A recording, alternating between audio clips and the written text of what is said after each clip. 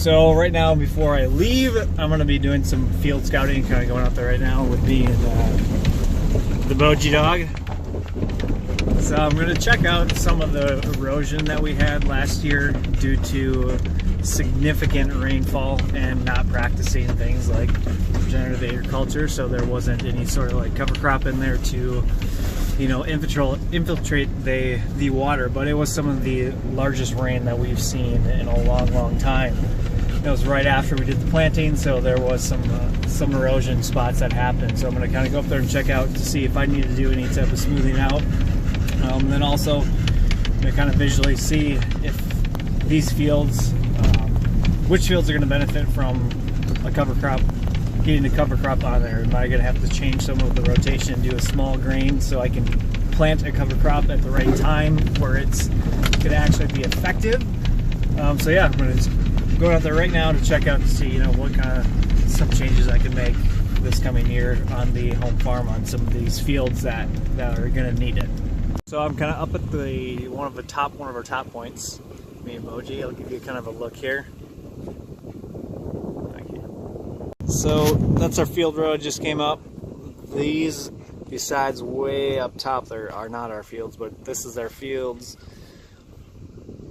Pretty much all that you can see. You can see right here is a soybean field that was planted last year, and there's some black stuff on there. That is the manure. So we're hauling the manure up there, and the reason why I'm choosing the soybean field is because the soybean field is going to be rotated into corn, and corn requires a significant amount of more nitrogen. So it's a better utilization of the fertilizer to put on what I'm going to have for a cornfield next year.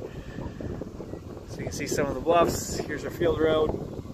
And so as you see, most of literally everything up here was corn or soybeans. So my goal is this year is to introduce, you know, more diversity in there. But where I have to be careful is I have to do it in an economical way where we're still profitable. So I'll be kind of sharing exactly what my plan is to do just that while still practicing the regenerative agriculture and continuing to move in that transition phase. So here's one of our problem fields. If you can see straight across there, there's kind of a ditch that's forming due to the erosion. And over here down the bottoms there too, there's kind of the same problem going on. So I'll tell you kind of what I have planned. So what I'm looking at and what I'm thinking of trying to do, trying to brainstorm, okay, what's going to prevent that erosion going forward? And the number one thing is overall the erosion is more so a symptom of unhealthy soil. You don't have the soil aggregates, which is kind of like little air hole ways to infiltrate, to allow water to absorb quickly into your soil. And so what happens if it doesn't absorb quickly into your soil is it starts to form and run off, and you'll have, if there's any type of slope in the field, everything will kind of pool into there, and that causes that erosion. Hence exactly what happened here. Yes, we did have a lot of rain. However, I think if our soil health was in optimum state, this would not have occurred. So what do I need to do? Well, the first thing is, you know, because the ditches are probably more significant than they need to be, is but I'm going to research this too and ask kind of my mentor here, is do just a small little strip till over the top to flatten it out. Tillage is the absolute worst possible thing you can do to your soil. So it is something I do not want to do and only want to do if I absolutely have to. But just for a, you know, an ability to get over it without, you know, jamming yourself and not creating a huge ditch, is I think I need to do just flatten it out and then get a seed, a living seed in there as quickly as possible afterwards. And then this year, because it is going to be a soybean field, is really plan to get a cover crop in there immediately after that soybean field is there. And I've also played around with, you know, rotating that field into a small grain such as, you know, oats or even wheat. The reason there is because you can get oats off in, you know, July or August, which enables you to get a cover crop in there and get more germination, more root growth through the bottom. That's going to improve the health of that soil. It's going to catch the rainfall throughout the year. It's going to have the living kind of soil and the grass there the following year in the spring start germinating right away, which again is going to help this erosion issue on this field and build, you know, soil organic matter, all things that improve the health of the soil, which again is the #1 focus of regenerative agriculture, is improving soil health. So it's kind of the inside, you know, brainstorming scoop that I have right now just on one field.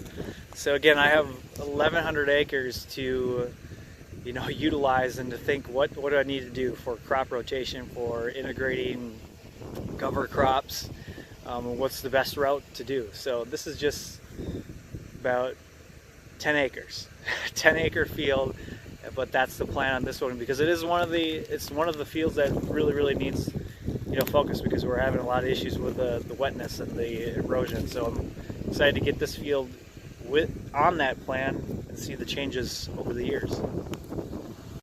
You know, one of the other things I'm kind of coming out here scouting is to see what kind of residue do I have on the field. And one of the other core principles of regenerative agriculture is to have armor on the soil at all times. So I want to see the soil covered.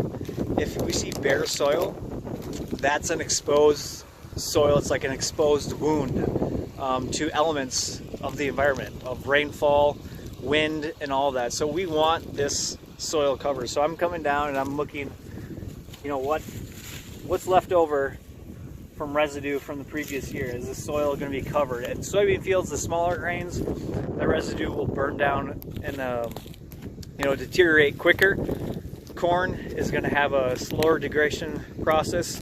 But one of the other things that I've learned that farmers run into trouble with, and which I believe my dad did as well, is which reason why they till is because there's such a residue buildup, and especially when farmers transition into no-till, which my dad did, but he still used what's called a turbo till, which would just till like the top 1 to 2 inches to really break up the corn stalks. Because if you can see back behind me here, the corn stalks stay significantly, and so he would go through that and pass through that to fluff up, you know, break up those corn stalks to kind of fluff up the top a little bit to get a nice smooth seed bed.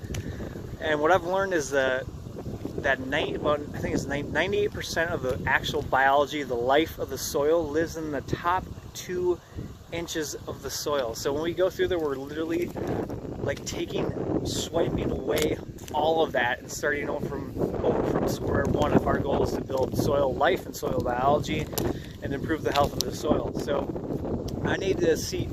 I was also told that, you know, that residue, if it doesn't break down at all, and a farmer has to go in there and break up that residue because he's worried that there's been too much over the years and years, especially with no-tilling, is you don't have is getting a symptom of unhealthy soil. You don't have the right carbon to nitrogen ratio, because if that ratio is right, the actual microbes and everything will pull the residue into the ground and build the soil organic matter, and you don't need to do the things as turbo till. So what I need to decide is, what am I going to turbo till this year, if anything? And actually none. I don't want to do probably any turbo till on this home farm here, because again, I want to start that path to regenerative agriculture. But again, we need to do so profitably if I want to stay in business and continue the farming in this way. So stay tuned on that.